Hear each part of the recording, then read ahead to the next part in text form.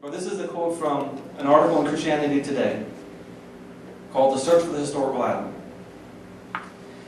They wrote, Collins's 2006 bestseller, The Language of God, a scientist presents evidence for belief, reported scientific indications that anatomically modern humans emerged from primate ancestors perhaps 100,000 years ago, long before the Genesis time frame, and originated from a population that numbered something like 10,000, not 2 individuals. Okay, so ready? The language of God, a scientist presents evidence for belief. What's his evidence for belief? That is the out-of-Africa evolutionary theory of human origins. Those numbers are out-of-Africa theory. And I'm puzzled. The article continues. In a recent pro-evolution book from InterVarsity Press, and of course you got to wonder why InterVarsity Press is publishing pro-evolution books, but that's their business, I guess. The Language of Science and Faith. Collins and co-author Carl W. Giberson, who is was a professor, just recently retired, professor at a Christian university here in the U.S. They escalate matters, announcing that unfortunately the concepts of Adam and Eve as a literal first couple and the ancestors of all humans simply do not fit the evidence. Alright, so let me ask you a question, Christians. Who should know more about the human genome? Francis Collins or anyone else on Earth? Yeah, Francis Collins. And when the authority on the human genome says Adam and Eve never existed, what should your conclusion be? Is his statement intimidating? Do you know the answer compared to him? So let's treat this very carefully. We don't want to walk in and say, oh, you're just stupid, man, because he's not stupid. But I think we can tease apart his argument and show you where he made a giant assumption. And the giant assumption that he made was that evolution was true in the first place. I have not seen anything in his writings where he actually tested it, like I'm going to attempt to do right now, saying, this is what the Bible says, this is what the data indicate, do they fit with the biblical, can they fit into a biblical model or not? I've never seen him do that. This is very important. And I could have used any number of quotes from the last 150 years. But this is from Frank Zindler. He directs a big atheist organization here in America.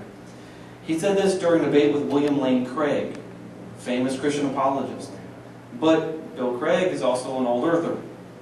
And Frank Zindler knew that. And so in the middle of the debate, he says, the most devastating thing that biology did to Christianity was the discovery of biological evolution. Now that we know that Adam and Eve never were real people, the central myth of Christianity is destroyed. If there never was an Adam and Eve, there never was an original sin. If there never was an original sin, there's no need of salvation. If there's no need of salvation, there's no need of a Savior. And I submit that puts Jesus, historical or otherwise, into the ranks of the unemployed. I think that evolution is absolutely the death knell of Christianity. That's a very simple formula. You just start off the presupposition and look at the conclusion. I could have gone back to Huxley, Charles Darwin's good friend, who essentially said exactly the same thing in a different language. Any number of people, it's a very simple thing. If Adam and Eve didn't exist, if death isn't a punishment for sin, we've got a very hard time explaining why Jesus had to hang on a cross to pay for sin. Okay. So let's go back to Adam and Eve and let's ask the question, are Adam and Eve real? Is it a real story or is it a metaphor? Or are they some figment of the early Hebrew ethos? Are they just an old story someone just pulled together? You read all the creation myths from all the different... I read about 2 creation myths in Egypt just today on the plane. Just the crazy creation myths. And when you compare them to Genesis, Genesis is odd. It's odd because it makes some very stark claims. And all the other ones make very stark claims also. Genesis happens to be very easy to read, and it's totally weird, like, Odin's sweat dripping down to earth and making the Norse people and stuff like that. But our big question for the next half hour or so, are Adam and Eve real? But in order to get to that question, we have to delve into the RNA molecule. This is the history book of humanity here. This molecule is the most complex information storage mechanism in the universe that we're aware of, and that was my 4-dimensional genome talk, which is out there called the high-tech cell. But that piece of information that's passed from one generation to the next goes all the way back to Adam and Eve. Or not. So let's see if we can get it to go to Adam and Eve. And just to show I've got at least a little bit of ability to speak on the subject, here's some photographs from my doctoral dissertation. I was studying corals in Florida. I'm doing lots of scuba diving, and eventually I stopped being a beach bum and I actually got serious. And I ended up in a genetics lab. And I ended up cloning the genes that produce those bright green and bright red pigments that happen to be proteins. And I engineered those into fish. So part of my background is in genetic engineering. I made the Frankenfish. I know that raises all sorts of ethical questions in people's minds, but this is my background. When I was done with my dissertation, essentially I went to the Human Genome page and hit download. And I've been writing computer programs and analyzing data ever since. In fact, just today, this morning, in my hotel room, I'm looking at ATGs and Cs on my screen here, trying to understand some things that I really think is going to be really cool. I do publish, actually. I still publish in evolutionary literature. This was a paper I did. John Sanford had a significant influence on this. It was under his direction. Mitochondrial diversity within modern human populations. We figured out what Eve's mitochondrial DNA looked like and published it in the evolutionary literature. It's called the human consensus sequence. Okay, that's fine. But in the metadata, or the supplementary information, you can actually download the sequence. I forgot to take out the line with the title inside the file, and the title is Eve 1.0. So Eve 1.0 is available in the evolutionary literature if you're interested. It's a paper that John and I did, I guess 2 years ago now, wow. A new look at an old virus, patterns of mutation accumulation in the human H1N1 influenza virus since 1918. There's a book out there called Genetic Entropy. Many of you are familiar with it. In my mind, it's a profound book. I read that when I was fresh out of graduate school. John and I became very good friends immediately after that. And I've been working with him ever since. And what we did finally, genetic entropy is a theory. It's a theory that because mutations accumulate in genomes and because natural selection is inefficient, mutations will continually build up in an entropy sort of way, and all species will eventually go extinct. Well, that's nice. We have all these computer programs and all this data analysis, but we never actually applied it to life. And we finally found a data set that we could use, and it was the influenza data set. Because somebody dug up a body that was buried in Alaska in 1918 in permafrost. And they sequenced the flu genome out of it. And we had sequences from the 30s and the 40s and the 50s and the 60s and thousands of it from the 90s and 2000s. And what we did is we showed that genetic entropy absolutely applies to a species. Now it's a virus, is it alive or not? I know those arguments. But here we have a reproducing entity that's gone through about the same number of generations as the number of generations that split humans from chimpanzees. And in 2009, we published the human H1N1 influenza virus had been circulating since World War I, went extinct in 2009, after 12% of its genome had mutated. So all these predictions that had been made theoretically came true in real life. And that was cool. That was fun. So yeah, I still do publish. I'm working on another publication right now. Okay, I keep using the word genome. Some of you probably don't know what that is. So forgive me. Let's explain it. First, let's talk about DNA first. DNA is a molecule. It's actually two molecules that are stuck together. One runs this way and one runs this way. They stick like that. But because you have 6 feet of DNA in each one of your 100 trillion cells, and you have to pack it in. And so the way the cell packs it in, it takes the DNA and makes a double helix, then it wraps that double helix around a protein called a histone. And then those wrap up, and you get wraps of wraps of wraps of wraps of wraps of wraps of wraps, and eventually all the chromosomes will condense down, and you can actually see them under a microscope. Notice the fluorescent colors. Some of my doctoral research got used to label these things. I mean, maybe not my proteins, but someone else's green and red fluorescent proteins were used. This is really cool, man. But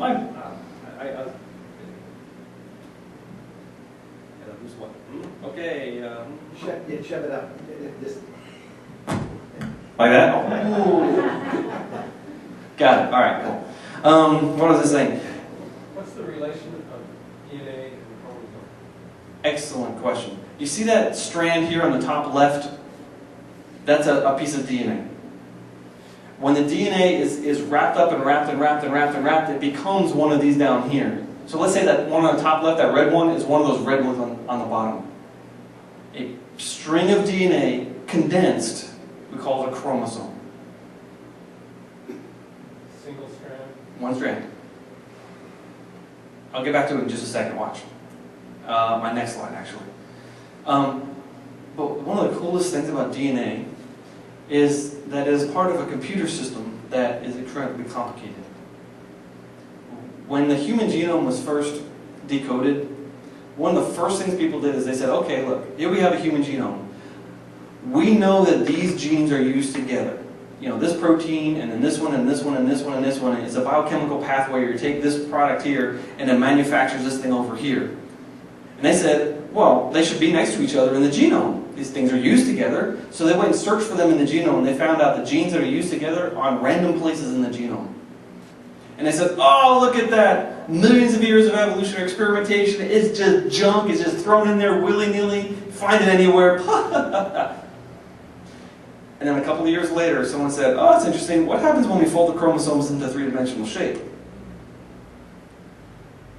Turns out that each chromosome has a specified position in the cell, and genes that are used together are actually found next to each other in three-dimensional space. So part of the so-called junk DNA is scaffolding. You can't just delete it because it would take this gene and put it over here, but it needs to be over here so all these genes can be expressed together and all the proteins can be manufactured together. That's a brilliant design, but we didn't realize it until we folded it. So, genome is complicated. Okay. Here's a picture of strands of DNA. Chromosomes. Inside your cells, you have 23 pairs of chromosomes. Some of them are very long, like chromosome number 1. Some of them are very small, like the Y chromosome on the bottom there. You get one copy from your mom and one copy from your dad, which is why you have two of them all. The genome, here I'll define genome for you. The genome is an encyclopedia. Every one of you has an encyclopedia. It says make this person look like that. It affects your behavior. It affects your intelligence, not specifically, but it affects your intelligence. It affects your everything. It has a profound influence upon you. So basically, I get this thing that says, make this tall, skinny white guy who starts losing his hair in his mid-30s and don't feed him peanuts, right? Everything about me is written into my genome. But when you look at it, the genome, the encyclopedia, just like an encyclopedia, is broken down into volumes. A volume in your encyclopedia is a chromosome. And in the volumes, you have chapters. You have about 22,000 chapters. We call those genes. And a gene is a recipe. It says, do something. All right? All right. Now, looking at this thing here, there's a little piece of DNA off to the right. It's called an mtDNA. It's a mitochondrial DNA. I've got about 4,000 mitochondrial DNAs right here in a folder on my laptop. They're only 12,000 letters long. They're 1.3 KB. Tiny little sequences. And you do all sorts of amazing stuff looking at them. But according to a lot of theory and a lot of experiment, you only get your mitochondria from your mother. So the mitochondrial DNA gives us the ability to only look at the history of women. But the Y chromosome, only men have it and they get it from their father. The Y chromosome gives us the ability to look at only the history of men. Oh, so the mitochondrial DNA and the Y chromosome are the two most powerful pieces of DNA that we have. And those two things right there are going to allow us to build a model of Adam and Eve. And look what you can do with these things. Now, okay, you figured out I'm kind of nerdy. I acknowledge that. I love genetics. I love genealogy. I love Google Earth. Give me those three things together, and I happen to have mapped out all my ancestral birthplaces. And the lines that are going across the ocean, that's one of my ancestors that migrated from the old countries over to here in the US. But looking at that, okay, obviously, you know, I'm Northern European. Okay, big deal. Where did my Y chromosome come from? Well, it turns out it comes from there. William Thomas Carter, my great-great-great-great-grandfather, came from Northern Ireland. Well, I didn't know it until just a short while ago, because I had my DNA tested finally. Carter is an English name, not an Irish name.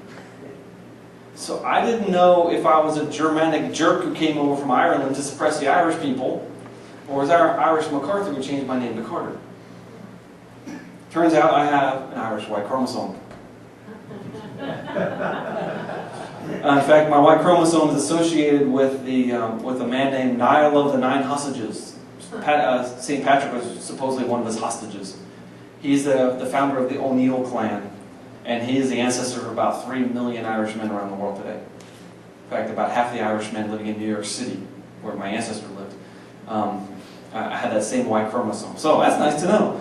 But my mitochondrial DNA comes from my mother. My mother, her last name was Torkelson. So you can see the red line going up to Norway up there. But no, she didn't get it from Torkelson. She got it from Winnie Hurlbut, which is an English name. But she didn't get it. She's not a Hurlbut thing. It was a Vander Veen thing. It was a Vander Veen thing. It was a Vander Vliet thing.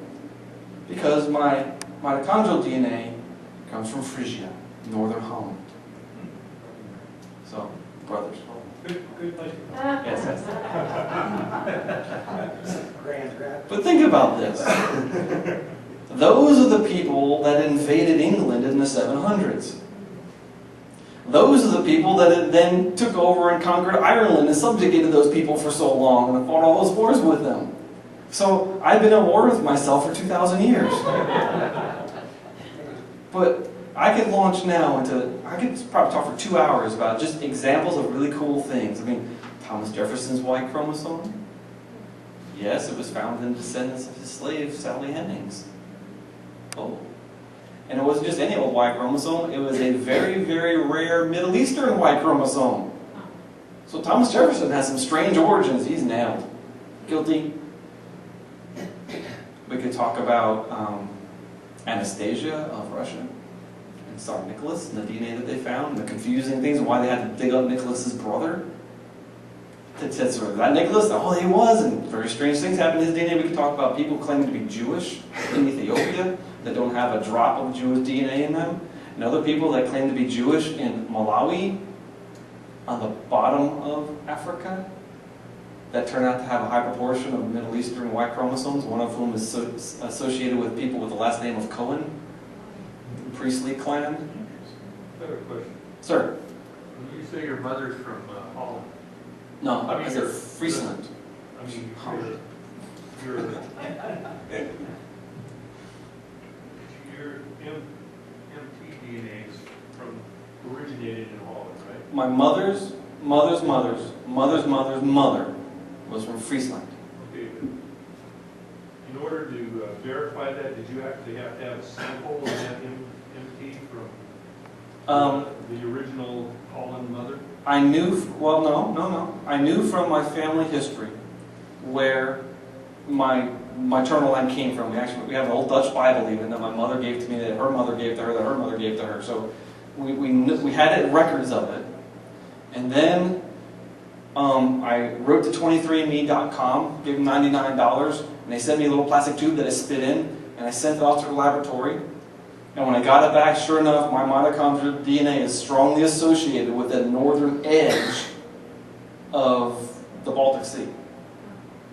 From other people that they know live there, not necessarily. Yes. We don't. Not necessarily your family, That's right. but generically the people that are in that area. Yeah, and they flagged several third cousins of mine that live up in that area. That won't write back, so they say they're there. Is that creation of I didn't know that. Essentially, there's so much genetic data available, they can pinpoint your origins to within, in Europe, other areas of the world are different, but in Europe, to within about 200 miles.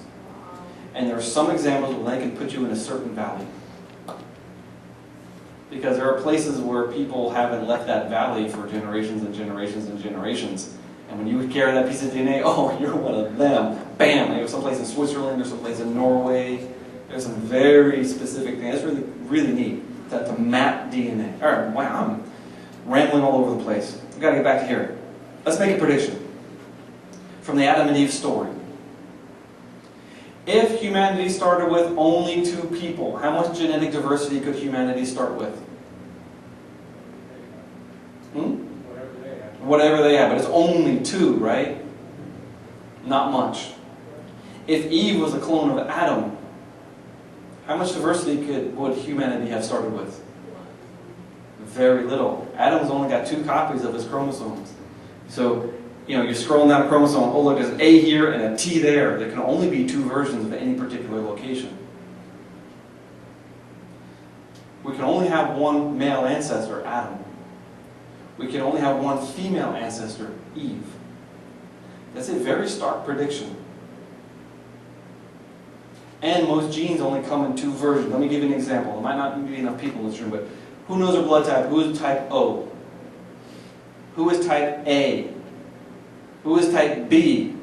Oh wait, that's 3. Oh, you O's, you're mutants.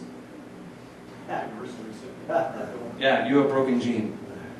You have an A gene, but the first letter is broken. So when you manufacture the protein that sticks those things on the outside of your cell, the protein is bent and it doesn't work. There were 2 original versions. Blue eyes are a mutation. Red hair is a mutation, and a recent mutation. Blonde hair is a mutation. Sickle cell anemia in Africa is a mutation. The shape of Asian people, 1 letter change affects 5 or 6 different very characteristic things that you see in Asians, from the shape of the hair, to the shape of the female, to the flat thing on the back of their head. I mean, I got a point here. I have a typical European point in the back of my head. And Asian people tend to have a flat band right across the back of their head. 1 letter change.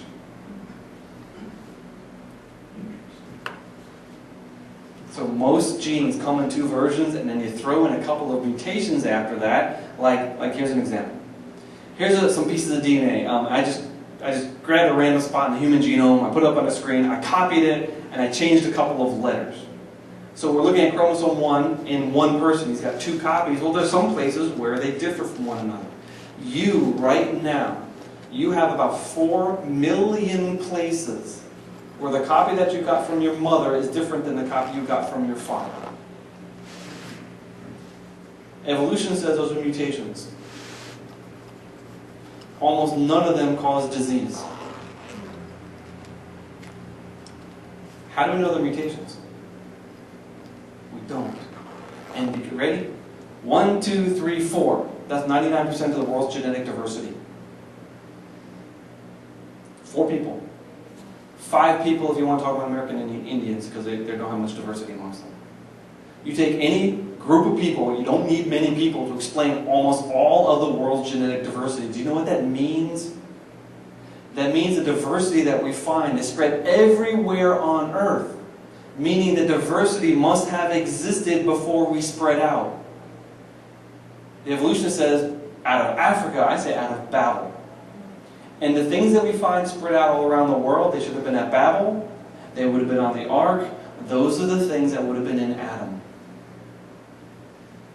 The things we don't find spread out around the world, red hair, blue eyes, sickle cell anemia, light skin, those are mutations that happened after the fact. In fact, some people are estimating that blonde hair is less than 1,000 years old. And the distribution of blonde hair in the world directly parallels the Viking invasions of the Middle Ages. Yeah. Yeah, that's a long story. So I'm claiming here that the evidence that we see, just from a 10,000 foot perspective, absolutely fits the biblical prediction. 1, even though I talk about the diversity we have, there is a general lack of diversity amongst people all over the earth. Chimpanzees have about 8 times more genetic diversity than the 7 billion people on Earth. Obviously, we came from a small founding population. Obviously.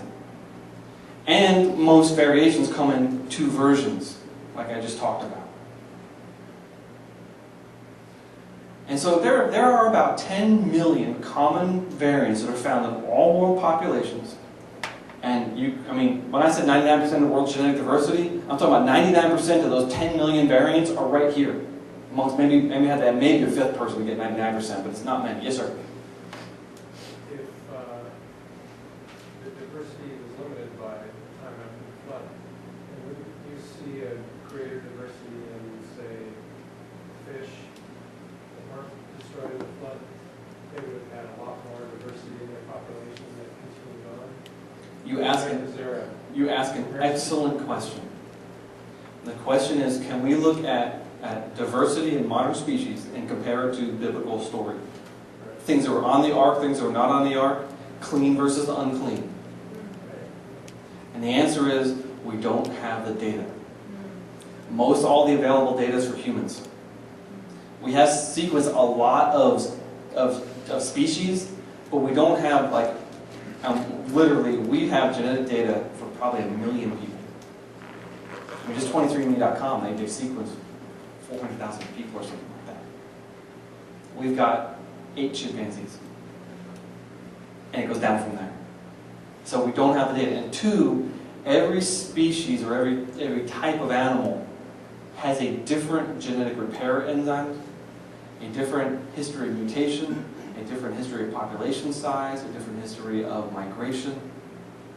And so every one of them you have to study it independently. It's not that simple.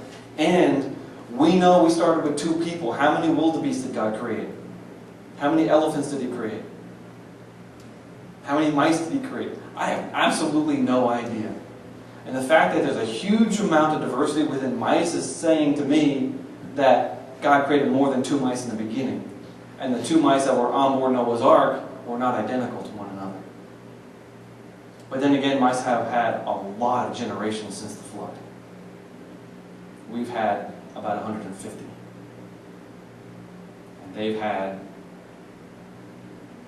I don't know, 15,000? So each one has to be treated separately. That's an excellent thought. I wrestled with that for a long time before I came up with that answer I just gave you. This represents a race of people. Now, I know Charles Darwin wanted to say that white people are superior and it'd be good for humanity if we killed off all the brown and black people, and he wrote that in 1871, but we're going to talk about that. This is a race of people. I'm going to put on another race of people. Oh, no, that's true. Sorry, I changed the way I did this. This is all of humanity. Okay, I'm going to put on people. 1, 2, 3, 4 random people. Those aren't races, those are just random people from Africa or random people from Iceland. If you want to actually separate people according to races, if you took like everyone in one race, the circle would so much overlap the circle from another race, I would have to make the line almost infinitesimally thin for you to see the 0.999 or 0.00001% difference between us. It's totally amazing because it is contrary to the evolutionary predictions for 150 years.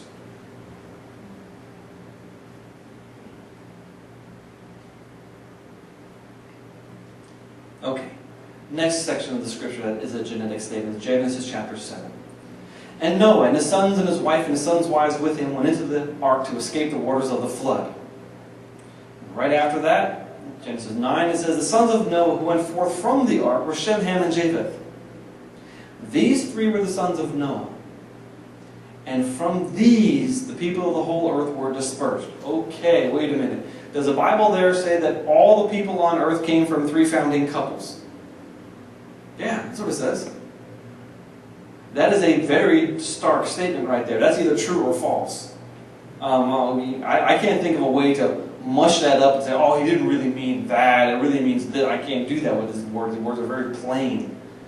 If that is true, then we have to explain how that can be true. So let's just think about the ark for a second.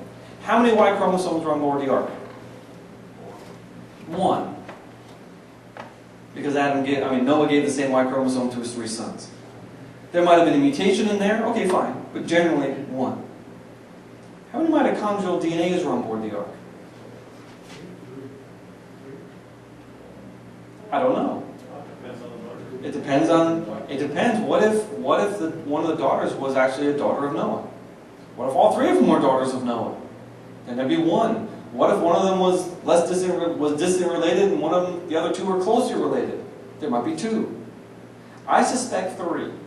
There might be 4 if Noah's wife had a daughter after the flood. She could have passed on her mitochondrial DNA. And if that was different, but there could have been as few as 1. I suspect 3. The reason I say that is because I've already seen the data. Turns out, first of all, that Y chromosomes across the world are incredibly similar to one another. That was a big shock. Because there's no evidence of common ancestry of the Y chromosomes with the chimpanzee. After they did the chimpanzee genome, several years later, someone redid the Y chromosome. And in the paper they said, wow, that's as much difference as we expected between humans and something like a chicken. But in order to get to common ancestry between humans and chickens, you have to have a common ancestry between mammals and reptiles 300 million years ago.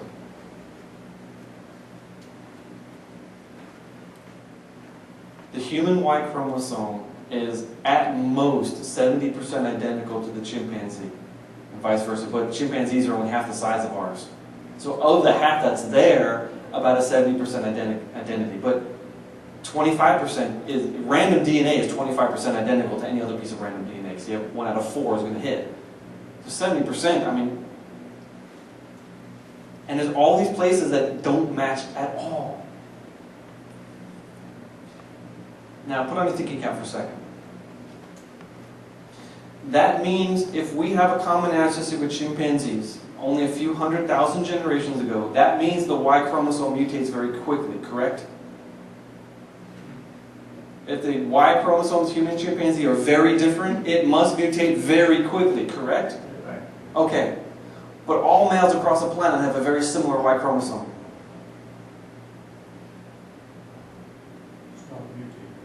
It's not mutated. What that means is that all human males have a very recent common ancestor. In fact, biblically recent common ancestor. When you use the evolutionary numbers, I laugh the way that works out. The mutation rate is so high, our common ancestor would be like, actually, 400, 500, 600, 1,000 years ago, using that rate that they would calculate. But looking at the mitochondrial lines, I mean, they came up with this idea called mitochondrial Eve back in the 80s. It is clear that all human mitochondria are very similar to one another. In fact, in the paper that John and I did about mitochondrial Eve, we calculated that any 2 random people on Earth are about 40 mutations different, but only about 20 from Eve. And there's some people from Africa that are about 100 different from Eve. Why? Well, because they had a higher mutation rate, lower populations, more generations, all sorts of ways can affect mutation accumulation.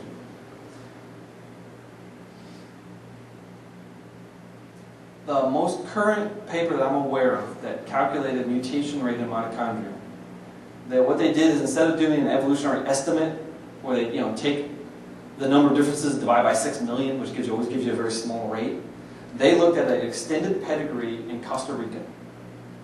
Multiple generations, multiple people. They sequenced the things, they calculated and divided by the number of generations, and they got about 1 mutation every other generation.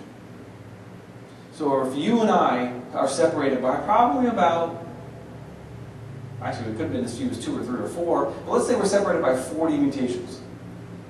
As much as you get in most of the world's population. About 40 mutations. How many generations is that to a common ancestor if there's a mutation every other generation? 80. Average human generation time is 30 years.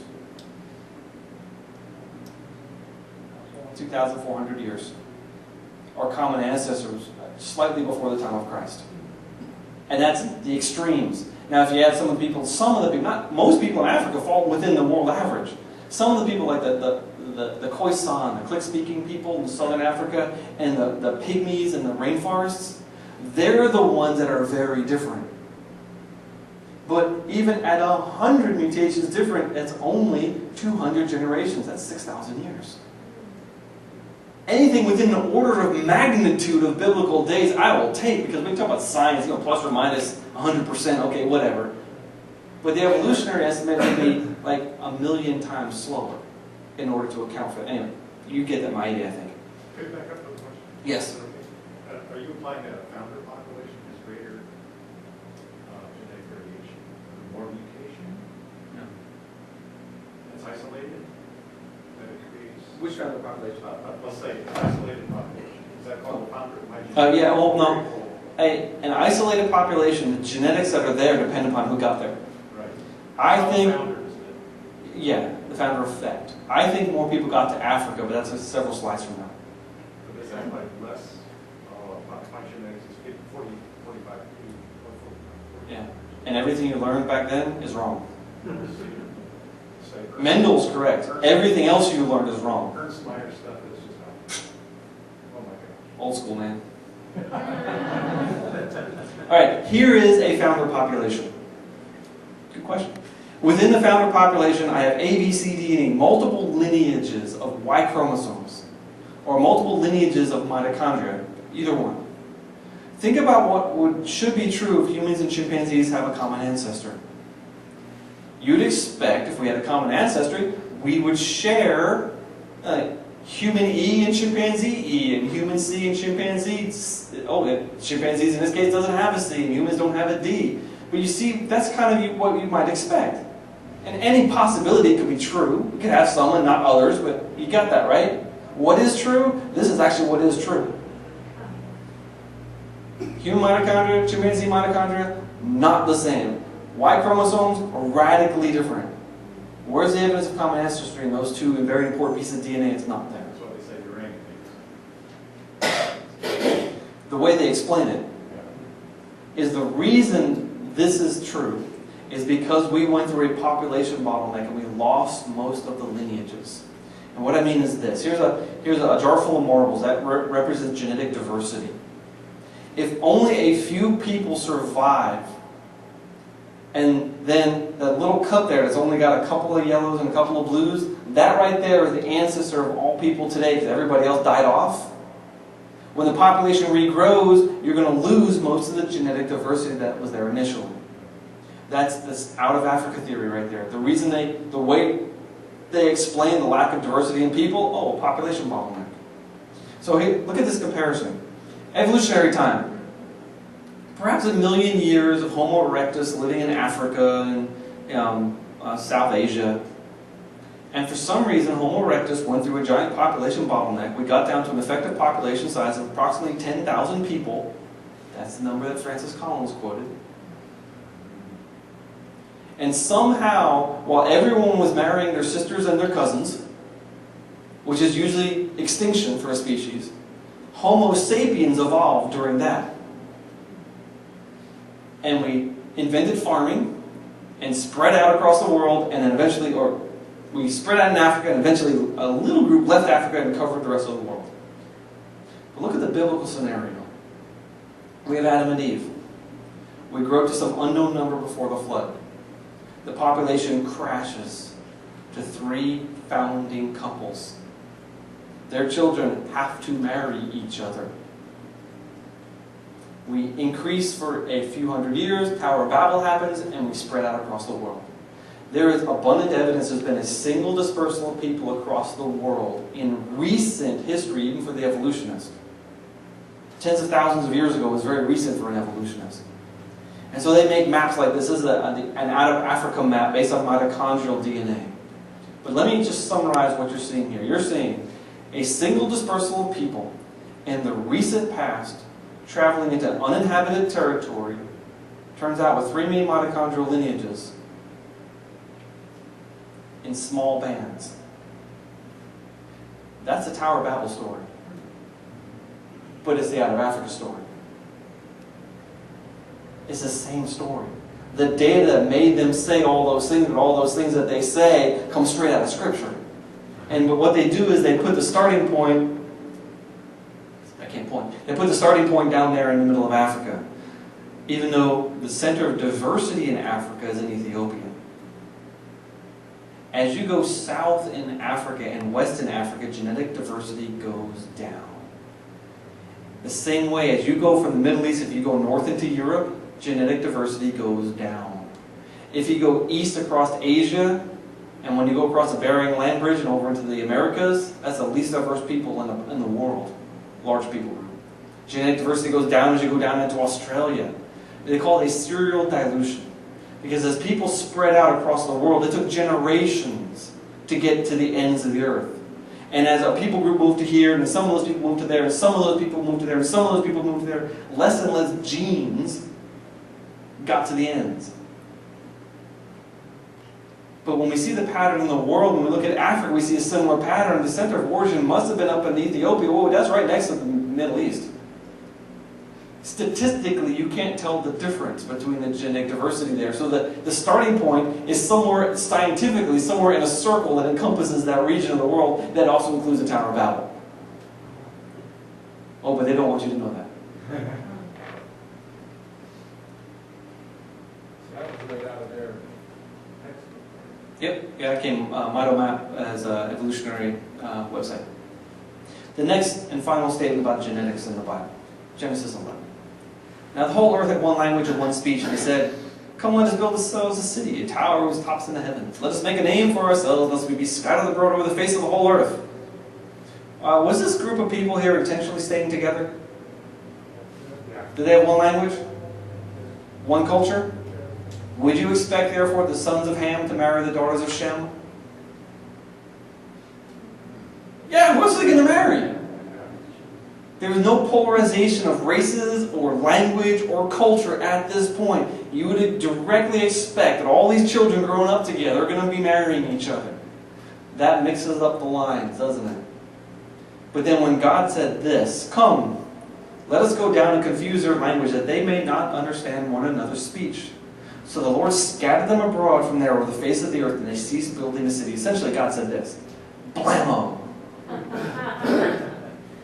A lot of creationists write about an ice age that they believe happened after the flood. This is the time frame of the ice age. In fact, Europe was covered in ice when ancient Europeans started migrating into Europe. It was one of the last places on earth actually settled because it was covered in ice. And then, of course, the early Europeans got wiped out by people who looked like me because we came in there with farming and knocked out all the other people, interbred with some of them, which is why all of us have part Neanderthal ancestry. Because they were people living on earth after the flood, and when my ancestors met them, hey, what do you know? My ancestors were also Neanderthal, just like you. But look at this one here, Genesis chapter 10. These are the clans of the sons of Noah, according to their genealogies, in their nations, and from these the nations spread abroad on the earth after the flood. You know what this is right here? This is the key to understanding modern human genetics. Because at the Tower of Babel, God separated the nations according to Y chromosome, not mitochondrial DNA. And those families that got scrambled, God resorted them, but He only sorted them according to Y chromosome. What happened to the mitochondria, the three daughters? All mixed in amongst all the different groups of people. And so what we see is, first of all, Y chromosomes have little variation. But a prediction is that the variations now that have occurred should be geographically specific. And that is absolutely true. They were sequencing, they're looking at Y chromosome diversity in England. They're just trying to see how much diversity was in England. They sequenced all these men's DNA, and they found one that was really weird. And they said, wait a minute, that belongs in southern Africa. What on earth is it doing here? So I wrote the guy and said, excuse me, sir, do you have any African heritage? He's like, no, I'm English. And so they wrote every man with that last name in England. Cool. And a lot of them agreed to participate in their study. They built a family tree for the men. It all went back. And they all went back to a man who lived in the middle of the 1700s. And all of those men that today had the same Y chromosome from Africa. But wait a minute. Now I'm going to be politically incorrect here. There are a lot of European Y chromosomes spread out all over the world. A legacy of the colonial era. There are incredibly few black and brown Y chromosomes found in old European lines because the gene flow went one direction, not the other. White girls did not have children with non-Europeans. But white men had lots of children with non-Europeans. Okay? Fact of history.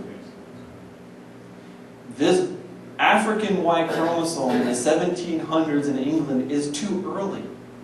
The colonial era hadn't been around that long. It was too early for a white woman to be impregnated by an African man, and then the African man's child, who'd been half black, had to marry another white woman until it got to the point where the sons being born weren't dark anymore. would take 3 or 4 generations. But you know, the Romans had an African legion manning Hadrian's Wall on the border of Scotland. What if, and you know what soldiers do. Yeah. In fact, after the 150s or so, Roman soldiers were allowed to get married. They weren't allowed before that. And that's Hadrian's Wall era. And it's quite possible that one of those Roman Africans had an African Y chromosome and left his DNA there in England and is still there today. History is awesome. Luis Quintana Murci is a very famous or well-respected geneticist. And he said, the genes that explain the differences in the way people look, the phenotypic differences between populations, only represent a tiny part of our genome, confirming once again the concept of race from a genetic standpoint has been abolished. I should have had that earlier. It fits better with what I said earlier. Okay, Darwinists have predicted for a long time there would be racial differences and they're evolutionarily important. Modern science says, nonsense, there's no such thing as race. But where do races come from? I wrote an article that appeared in our Journal of Creation, 2013. All I did was I looked at the family tree of Terah, the father of Abraham and Sarah. And when I noticed that there's all these convoluted recursions in there, as all these 3 generations in a row married into their own family, I said, wait a minute. After you are 50% identical to your parents, and 25% to your grandparents, and 12.5% to your great-grandparents, and 6% to your great-great-grandparents. By the time you get down here to the 12 tribes of Israel, there are 1, 2, 3, 4, 5. One of those lines is 6 generations, the other one is 4 generations. They should be 3 to 12% identical to Terah. But it turns out, according to that, they're 22% identical. And 11%, they had exactly the same piece of Terah on both of the chromosomes. The original chromosome was lost. They're exactly the same for the whole population in one part, in almost more than 10% of Terah's genome. What does that mean? That is a recipe for the development of races. Because inbreeding, just like we do with captive breeding programs of animals, inbreeding produces very specific traits that distinguish this little population from that over there, which is why we have poodles and chihuahuas and Great Danes. They don't allow them to interbreed, or else we wouldn't have those races of dogs. Same thing should be happening here. This is the only example that I have, but I suspect it happened a lot in history. Okay, I'm almost done, I promise. I could probably talk for 3 more hours, but here's some data that I made, and this is actually, for me, fascinating. I'm going to try to convince you this is fascinating also. The program that I used took A, T, G, and C and replaced the letters with a colored dot. So 4 colors for the 4 letters. Each row is an individual from Europe. Each column is a specific letter in the genome. And each column, in this data set, they sampled about every 1,000th letter in the genome. They looked at 1,300 people. And so, looking at this, can you see, I have to get something. I need my laser pointer. Pardon me a second. Can you see any area of that chart where there's 0 diversity? That reddish and bluish stripe that goes up and down there. That, all Europeans have exactly the same sequence right there. They lost all the original diversity that might have been at that location. You know how that happened? Inbreeding.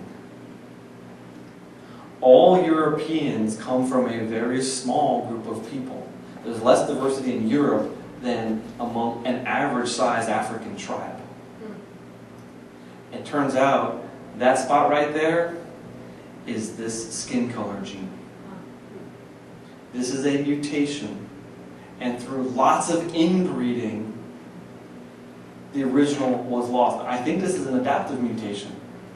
Because my ancestors were pushing up into Europe when it's cold and rainy during the end of the Ice Age, anyone with dark skin would have vitamin D deficiency.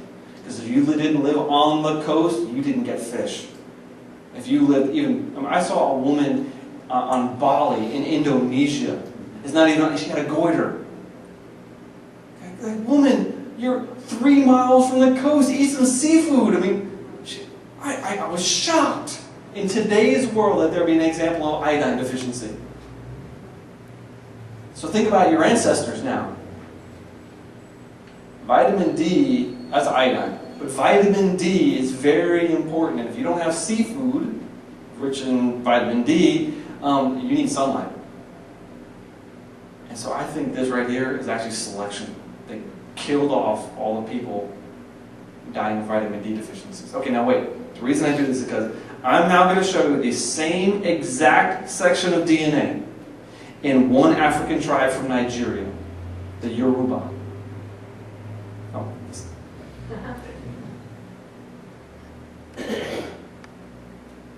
Oh, wow. Europe, one tribe in Africa. Europe, one tribe in Africa. That is what we have to explain. I'm working on this right now. I'm filling up my hard drive with data. But this data set, I am crunching through it like crazy because I think what's happening here is, see all the scrambling that's happening here? Let's go back here. You see this piece of DNA right here?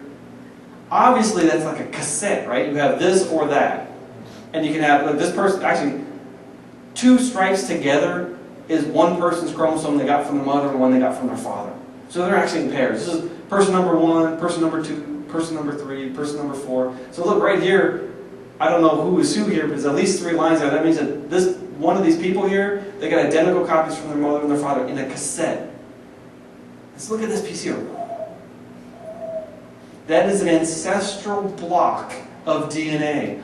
All those genes you inherit together until a recombination happens. And look right here. Look, it goes like this and stops. See that? A recombination event happened somewhere in that person's ancestry, where you had this ancestral piece of DNA and this ancestral piece of DNA, and they crossed over in one of the parents. And what the result was is half of type 1 and half of type 2, and that person inherited that right there. There's one there. They're all over the place, actually. See these little dots? If the only... I shouldn't go in there. That's my new study. I don't think that is a product of recombination. I'm troubled by this, or was troubled by this, because if that's just recombination, it would take hundreds of thousands of generations to produce that much scrambling from Adam and Eve. I think I have got a great handle on it, and I'm going to put down my microphone. I'm going to show you an illustration with my fingers. Hold on. You have DNA is a double helix, right? You have 2 copies of each chromosome, right? Well, during cell division, during meiosis, the chromosomes line up, they can recombine, and then they separate, and the resulting chromosome that you pass on to your child is 1/2 of your father's and 1/2 of your mother's, or 1/3 of your father's and 2/3 of your mother's, depending where they crosses over. However, DNA is funny. Because these 2 things are like 99.99% identical, this can happen. And when that happens, DNA repair enzymes sliding down what they think is a chromosome say, wait a minute, there's an A here and a T here. There's a mistake, and it fixes one of them. And then when they do this, when the cell actually divides, another DNA repair enzyme, wait a minute, there's a T here, and it fixes one of them.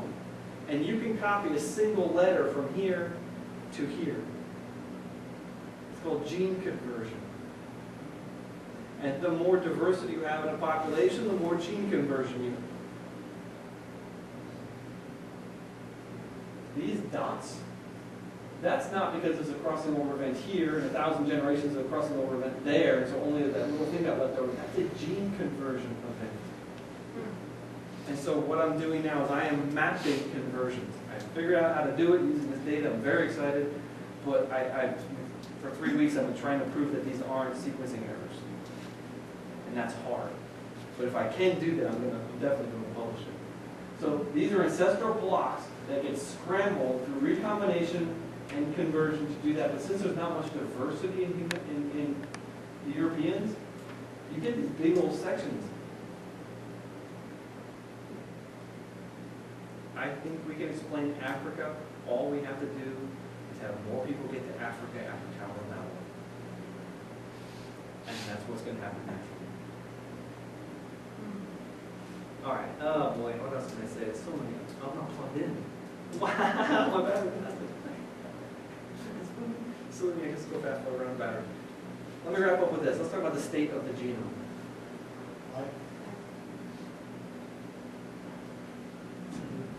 Let's wrap up with the state of the genome.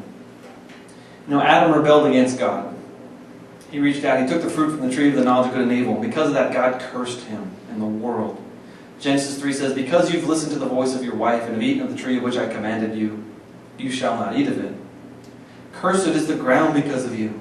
In pain you shall eat of it all the days of your life. And then Romans 8 clarifies that. It's not the dirt that's cursed, it's the entire creation. Paul uses the Greek word ktisis, everything. We know that the whole creation groans and labors together until now. Well, if the entire creation is groaning and laboring under the weight of the curse, is the genome part of creation?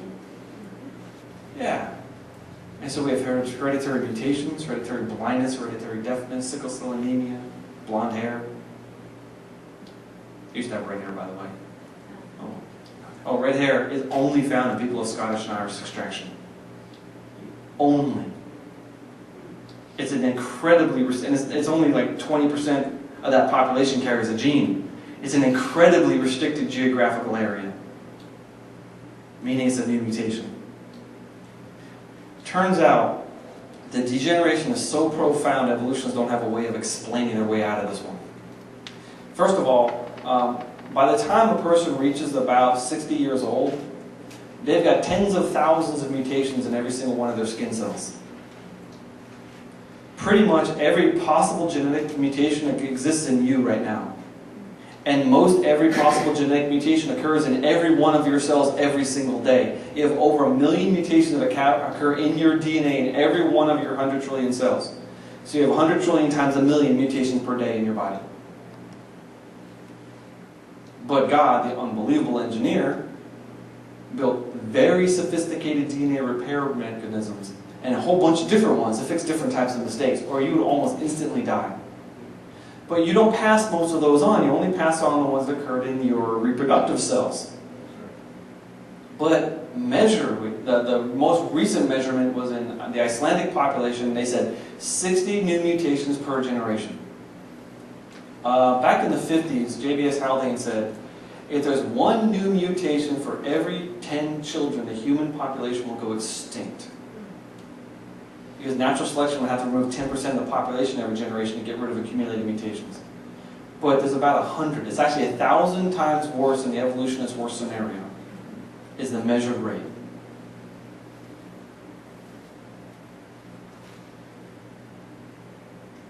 Turns out you have a surprising number of variations that you've actually lost genes.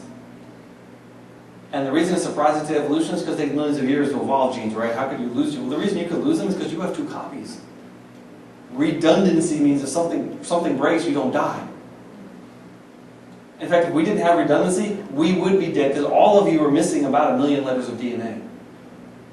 In different parts from all over your genome, you inherit something that Dad didn't have. The reason he lived, because he had a copy from Grandma. And you got that whole from Dad. The reason you're alive is because you got a good copy from your mom. At that rate of decay, we cannot last 1 million years.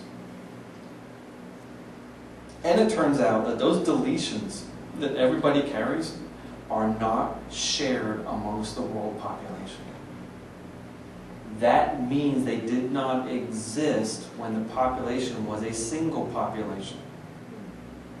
Because if they existed back then, you'd find them spread out around the world. This means that for the evolutionists, all these million base pairs you're missing, all these little pieces all over your genome, have occurred in just a few tens of thousands of years. Stretch back to 6 million years ago to our common ancestors with chimpanzees, and there's not going to be anything left in the human genome. We're falling apart too rapidly. That's really sad, but incredibly exciting.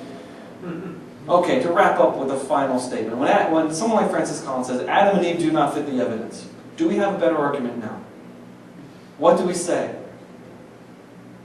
We say, oh, actually, there's tons of things that correlate with the biblical history. First of all, you can take all those 10 million variants that we see around the world and put them into Adam with no problem because they don't cause disease. And all of you right now have about 4 million, so doubling that to about 10 million, okay, big deal. We don't need mutation to explain the diversity. All we have to do is have that God put that into Adam initially. We don't need deep time. We don't need common ancestry. In fact, a lot of deep time arguments actually work against evolution, like the Y chromosome argument. And what I just said about deletions. And what we see, the distribution of the genes around the world, we would pretty much predict from a straightforward reading of Genesis. But Adam and Eve aren't true. The flood never happened. Hebrews 4:12 says the Word of God is living and active, sharper than any two-edged sword, piercing to division of soul and of spirit, of joints and of marrow, discerning the thoughts and intentions of the heart. My friends, I did not believe the Bible. I believed evolution. But God has dragged me kicking and screaming to my current position because He sliced my heart in half. So it took me a long time before I got to the point where I said, okay, God, I'm willing actually to talk about this in public. Intimidation is the enemy's best weapon because it makes Christians be silent. But we've got lots of cool arguments. And if we can actually speak to this in a hostile world, someone even like me can be converted to the Word of God. So what I hope is that when you meet someone who might say something like this someday, oh, wait a minute, oh, Rob said something like 5 years ago. Oh, I don't remember. You go to creation.com, you look it up, oh yeah, that's it, and you say, hey, Mr. Evolutionist, by the way, you just give it to him. We've got more information on this topic than any other time in church history. We should be shouting these things from the rooftops. And yet most people in America have never heard anyone defend the Bible, even on a rudimentary level, let alone a technical level. 1 Peter 3:15, you're all aware of this, says, in your hearts, honor Christ the Lord as holy, always being prepared to make a defense to anyone who asks you a reason for the hope that's in you. You do it with gentleness and respect. And notice, I treated Francis Collins very nicely. He's quite antagonistic towards me, but I'm not going to reflect it back to him because of this commandment. I want to get up my fiery Irish temper and pop him with my knuckles, man. But I can't. I'm not allowed to do that. And well, harsh facts, shout in anger, don't point people toward the cross. But even Mr. Evolutionist, I have no idea what you're talking about. I'm going to go look it up. We'll continue talking tomorrow. That's a fine answer. We can all do that.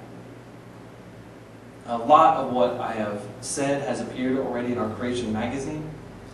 A lot of what I have said is in, sorry, I'm going through this. Since so many of you get Creation magazine, I want to give you a magazine pitch, because most of you know about it. If you want to get Creation magazine, I highly recommend it. I'll sign you up over there. A lot of what I just said is in the Mitochondria Leaving the Three Daughters of Noah talk. That was about 4 years ago, so a lot of what I just said tonight wasn't in that. The whole skeleton was there, but I had a lot of other things I threw in there because it always changes on me. I learn new stuff, I want to put it in. But if you want to hear that again or share it with somebody, I only hinted at it, and you hinted at it earlier. The high-tech cell, this is my favorite talk I've ever given in my life. What I did was, in the beginning I said, okay everybody, in my mitochondrial leave talk, you know how I defined all my terms? Well, I don't have time for that, just hold on to your socks. I call it genetic shock and awe. And what I try to do is, here is how the human genome works. Nobody understands it. And that's when I describe the 4 dimensions of the DNA, including the 3-dimensional folding, and the 4th-dimensional change of the 3-dimensional shape, and the 1st-dimensional actual sequence, because the genome rewrites itself over time. And all of your cells have different genomes. That's not supposed to be true. If you like a basic introductory talk on the subject, I would recommend the Alternative Creations Competitive Edge. I think I'm giving this talk twice this week in different places. You might have heard our Darwin, the Voyage That Shook the World. You probably watched it in your group. It was produced in 2009 in honor of Darwin's 200th birthday. But on October the 17th, I don't have a slide for it, silly me. October the 17th is a world premiere of our new documentary. It's called Evolution's Achilles Heels. We are incredibly excited about it. We spent an unbelievable amount of time doing this as well as we could do. We interviewed 15 PhD scientists, and what we said was, tell us what evolution cannot explain according to your area of expertise. And they all nerded out on us. And so we got it on camera, and then we had all these reviewers who don't have PhDs read and say, I don't understand that or that or that or that or that. So we either interviewed somebody else, or maybe did a voiceover, or we invented a three-dimensional animation that we paid a man to do. He did amazing 3D animations to help explain the idea. And it is Evolution's Achilles Heels, I think, is going to be our most powerful thing that we've ever produced. I have actually the books, the companion book is on the table. It came out 3 weeks ago. The documentary will be out next month. Yeah, that was written by 8 people. There's more details, but the documentary is just because it's visual and audio and emotional. Gary Bates, my boss, he's my co-producer and co-director. He's been involved in this project the whole time, but the first time we sat down, me, the film editor, and us two, and we watched it from the beginning, and he had tears in his eyes at the end. Because of the gospel presentation and the way we get all through the stuff, and then we get into ethics, and the ethics just led right into this gospel presentation. And I am really hoping that this is going to have an impact, or at least leave people with absolutely no excuse. And I think we're going to make a lot of people mad, and I'm expecting to get more hate mail than I've ever gotten in my life. And I expect most of the hate mail to use 4-letter language. Because about 30% of the emails that CMI gets right now uses 4-letter language. No. If you like nerdy stuff, I was in a debate several years ago with a guy named Rick Pearson called the Great Dothan Creation Evolution Debate. I don't ever want to be in a debate again, but I guess I did well enough because we sold it all these years. But he got super technically detailed, and I wasn't smart enough. I knew what he was doing, but I had to answer it. But I should have just stepped back and said, hey, did anybody understand that? Some guy.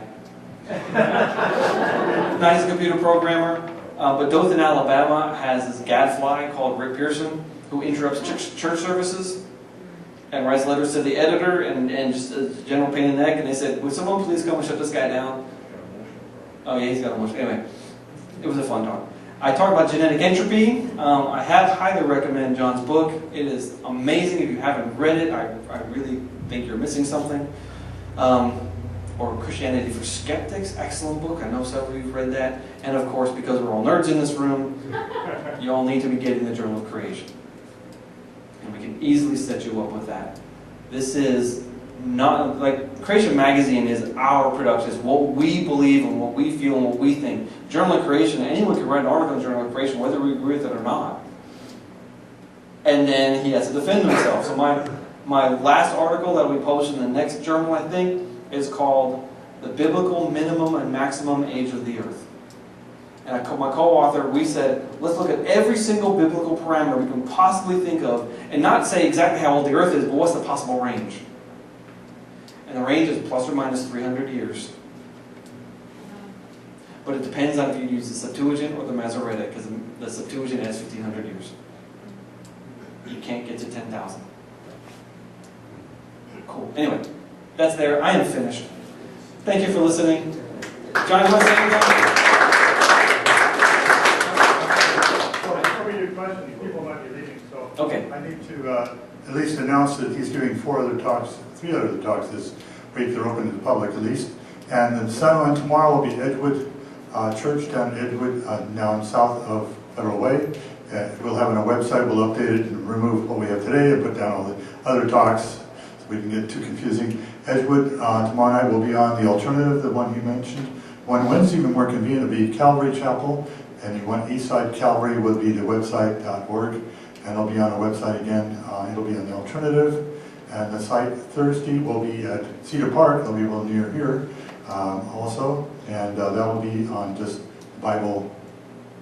That's actually, the talk is really titled Evolution's Achilles Heels 1. But it's the biblical worldview as it relates to science.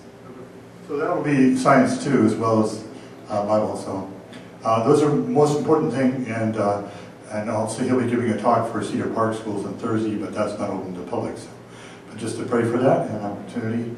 Now, we'll open for questions. Okay, let's make some rules. Rules? Rules. Rules for questions. We will stop after a certain amount of time. We're not going to go on forever. Let's do 20 minutes. It's got to be a question with a question mark. It's got to be short, and I don't promise I know the answer. All right, I'll restate the questions. Just go ahead. What was it that turned you? You said, something turned you. All right, it's a long litany of things happened to me as a young person who was very full of himself and very much thinking that evolution was true. First of all, I was over this girl's house because I kind of liked her, and her mom was one of those weirdo creationists. I'd never met one before, and I wasn't really polite to her, so I never ended up dating the daughter. But the mom, who had not a scientific bone in her body, stood there as I wasn't really polite, and I really kind of insulted her. I said, "Oh, come on, evolution's a fact." And I said this and this, and she didn't have any answer to anything. I'm like, "Come on." And I said one thing too much, and I said, "Pachycetus, obviously transitional." And she goes, "Don't you know they just found the rest of the skeleton?" What do you mean? She goes, "It was a 6-foot-long rat. It had 0 transitional status." And I was mortified, because here I am, the nerd who thought I knew everything. I couldn't answer this, and she knew something. Her defense burned a hole in my heart. And about 6 months later, I'm sitting in church, and this girl's next to me, and her uncle's preaching. I heard him. I'm going there for like 3 months or so, and literally it was like this: "Wake up." So I can't say what turned me. It was a whole history of things. A lot more stuff happening there too, of course. Sir? You said people have 40 to 100 mutational differences between individuals? In the mitochondria, Mitochondria, okay. the average person difference from the consensus sequence is about 22. Okay, that was my question. 40 to 100 differences in terms per what? So mitochondrial DNA overall? In out of the 16,568 letters in the mitochondrial genome, about 40 differences from random people like in Europe. But a lot of those people are only 1 or 2 differences, because they came from the same group of mitochondria. But if you went as far as you could within Europe, you'd be about 40. As far as you can in China, about 40. About 100, yeah. And add some of the rare ones in Africa, and you get some very long ones. In fact, if you add Neanderthals, it's about 200. Neanderthals is still a puzzle. I'm firmly convinced they're post-flood people, but they are genetically distinct, and they had to get there very quickly after the flood. I'm not sure if I want to invoke very high mutation rates or much higher genetic diversity within early people, and most of that has been lost before we get to today. I'm not sure which one's a better answer yet. Yes? That was my second question, the Neanderthal. So you would say there's actually genetically different and not morphologically different, like Jack Closer would say. They are both genetically and morphologically distinct. But I mean, you're attributing the morphological differences mostly to genetics, not only them being older. I really like Jack Quazzo's arguments about them being built for long life, but there's people even in the CMI that totally disagree with that. I heard there was an acrimonious debate at one of the Creation Research Society conferences between 2 people. I won't mention the people, but one of the people said blah blah blah blah blah, and he talked about I think it was Carpina site, and he said those Neanderthals, the average life expectancy was 30 years. How can you say they lived that long? And I was like, oh wow. And then afterwards, I learned that most all the skeletons in that area were killed by blunt force trauma to the head. So violence was making them live 30 years, not genetics. Genetically, I don't know if we know enough about genetics to say, here's what their brain would have looked like, here's what their bones would have looked like, here's what their muscles. Well, we know they had bigger brains, bigger muscles, thicker bones, thicker teeth enamel. We know that just from their skeletons. I'm not sure if we know enough about genetics to...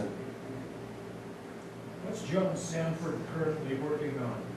John Sanford has so many fingers and so many different pies. He and I are writing a book about Adam and Eve. I won't tell you the title yet, but we stole a title from one of Charles Darwin's books. A book with Descent in it.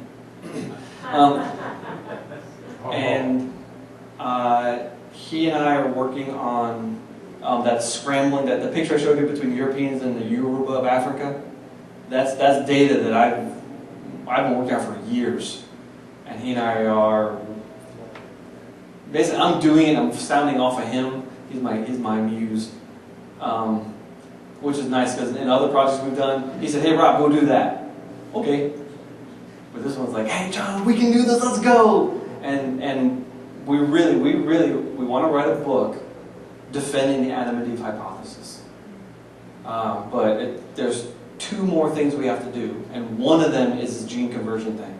And if I can figure it out, boom, done. And then there's only one more thing to do. And then we have to add Neanderthals in there. That's the third thing. Sir? One of the key arguments of evolution is in the textbooks is homology. Yes. The King DeVos said there's homology is an unsolved problem. They're supposedly similar characteristics are from different parts of the genome. Yes. The evidence about that. Yeah. When we're looking at different animals out there, when we look at their DNA, we realize that sometimes completely unrelated genes are manufacturing similar looking structures. That's not the rule, that's an exception. But those do exist, and that exception is enough of an exception to directly question common ancestry. But biochemically, all life is very similar, which is why we can eat yogurt and not die. You know, yogurt is the remains of bacteria in milk, right? And if they were biochemically very different, it would probably poison us. But the same exact biomolecules in E. coli we find in people, in cantaloupe. So there is, within all of life, a very tightly conserved biochemistry. And then on top of that, you have a lightly conserved morphology. And lightly because very similar things will produce backbones in diverse animals. But then you have variations on the theme, which is why we look like this and chimpanzees look like that. And then after that, you have things that are unique to species. There are about 649, I think, genes, protein coding genes in humans that are not found in chimpanzees. They're called orphan genes. And all different species or groups of animals have a different set of orphan genes, and they're screaming no common ancestry. Want to take a few more questions and be done? Yeah, a few more. Can I ask an animal question? You can ask. Anyone from this side of the room want to ask a question? All right, you can ask. Well, explanation of parrot diversity, nothing for people. Parrot diversity. African gray parrot. Yeah. One or two species in Africa, and then you get a huge diversity across Australia and South America. Yeah? Genetically. Can't tell you. I don't know anything about parrots. Well, I don't know if it's almost like us. All the aspects of what diversity is that you create these isolated populations, it creates less masking. My guess, Genetics is so old. well, my guess is that Africa got settled with parrots from a small subpopulation of a larger parrot population that was in South America already.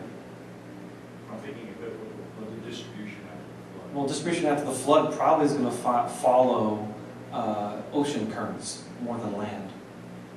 Because there are still logs floating on Spirit Lake 30 years after Mount St. Helens exploded. There's going to be rafts of plant material on the world's oceans for decades after the flood, and they're going to have entire ecosystems associated with them. You know, freshwater lens underneath them, because you can't get mixing between the salt. The plant material damps down all the turbulence. You get plants growing, animals living on it. It's going to be like there's going to be like land floating around the oceans, distributing things. Never thought of that. Cool.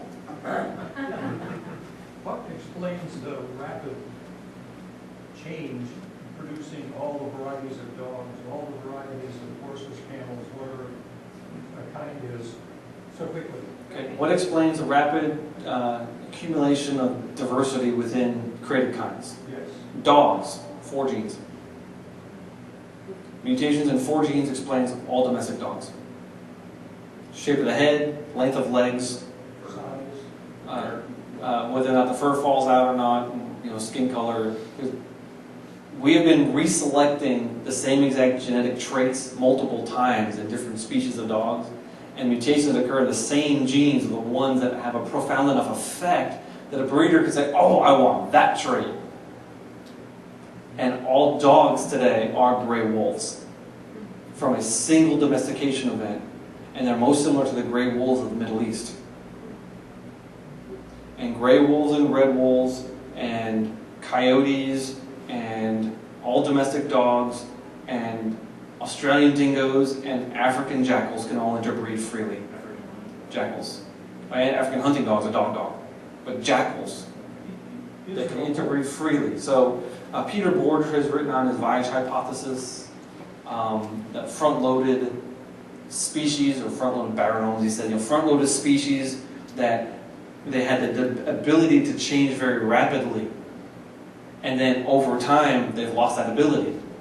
I call it genetic pigeonholing.